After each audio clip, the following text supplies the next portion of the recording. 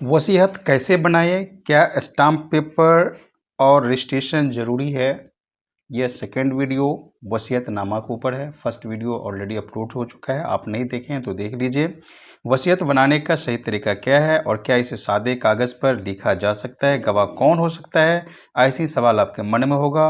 और वसीयतनामा सीरीज के इस दूसरे भाग में जानिए वसीयत ड्राफ्ट करने की पूरी कानूनी प्रक्रिया।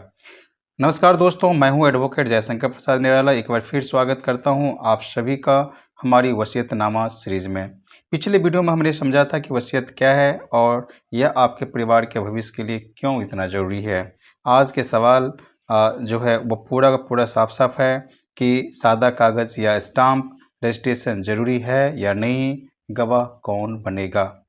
तो आज हम इसी सवालों पर चर्चा करेंगे। वीडियो पूरा बने रहिए और चैनल पर यदि नए हैं तो सब्सक्राइब कीजिए, अपने दोस्तों के साथ शेयर भी कीजिए और विदाउट स्किप किए हुए आप पूरा का पूरा वीडियो देखिए, आपको पूरा समझ में आएगा ताकि आप भी एक कानूनी जानकार बन सके। तो जो सवाल है आपके दिमाग में आता है, वसीयत आखिर बनाए कैसे?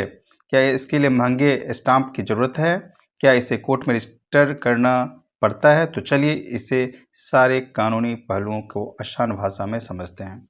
वसीयत किस कागज़ पर और किस भाषा में लिखे, यह सबसे पहले बताता हूँ। सबसे बड़ा भ्रम है कि वसीयत को स्टाम्प पेपर पर ही लिखा जाना चाहिए, लेकिन कानूनी सच्चाई यह है कि वसीयत के लिए किसी स्टाम्प पेपर की आवश्यकता नहीं होती।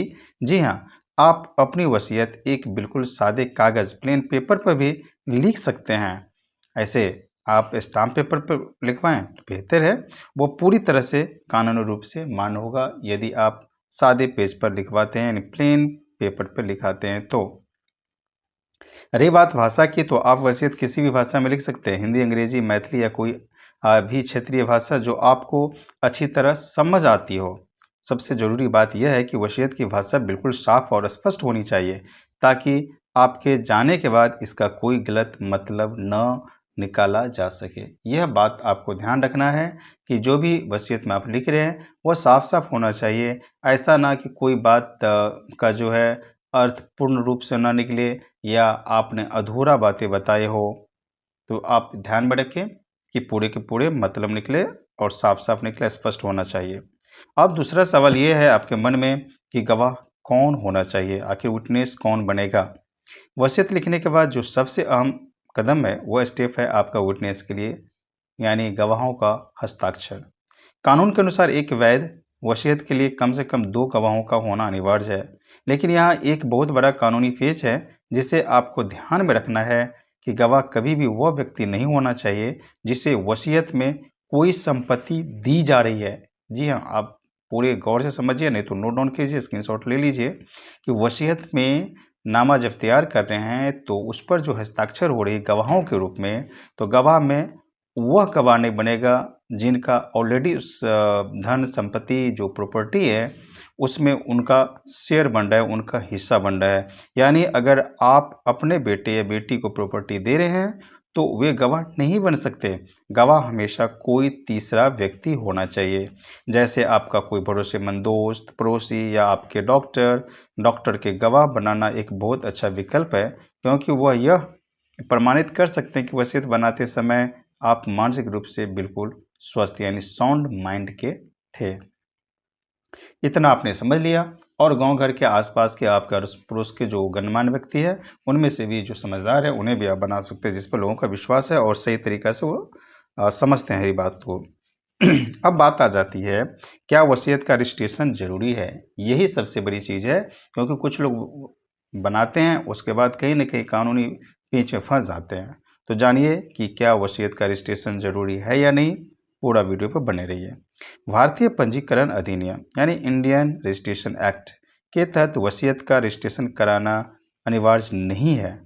सादे कागज़ पर 2 गवाहों के सामने बनी वसीयत भी मान्य है, लेकिन एक वकील होने के नाते मैं हमेशा सलाह देता हूं कि वसीयत को रजिस्टर्ड ज़रूर करवाएं क्योंकि प्रैक्टिकल में ये दांव-पेच कहीं न कहीं फंस जाता है क्योंकि उस समय वो बना दिया जाता है, फिर रखा रहता है और जो गवाह और जो बनाने वाले हैं उन सब की मृत्यु हो जाती है।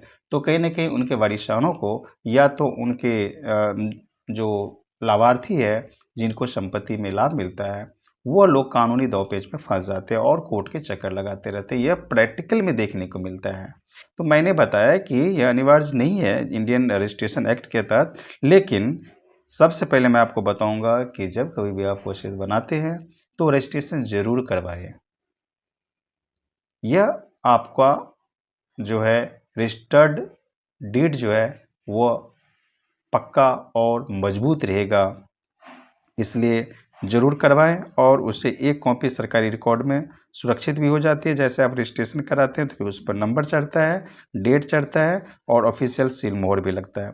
इससे भविष्य में कोई यह आरोप नहीं लगा सकता कि वसीयत जाली है। जी हाँ, सबसे महत्वपूर्ण बातें यही है कि यदि आप सादे कागज़ पर करवाते हैं, रजिस्ट्रेशन नहीं करवाते हैं और रजिस्ट्रेशन करवा लेते हैं, दोनों में यही अंतर होता है कि सालों के बाद यह नहीं कहा जाता है कि यह फेक हो सकता है, साइन बदल गया है, क्योंकि एज के अनुसार साइन भी बदल जाती है और वह लोग जीवित भी नहीं रहते हैं, तो दिक्कत होती है उनके वारिसानों को।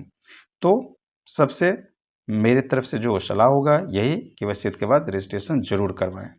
आप जाइए सब रजिस्ट्रार ऑफिस में जाकर वसीयत रजिस्टर कराते हैं तो कॉपी सरकारी रिकॉर्ड में भी चला जाता है, तो कोर्ट कचहरी की लंबी कानूनी लड़ाई से आप बच पाते हैं और सुरक्षित तरीका भी है।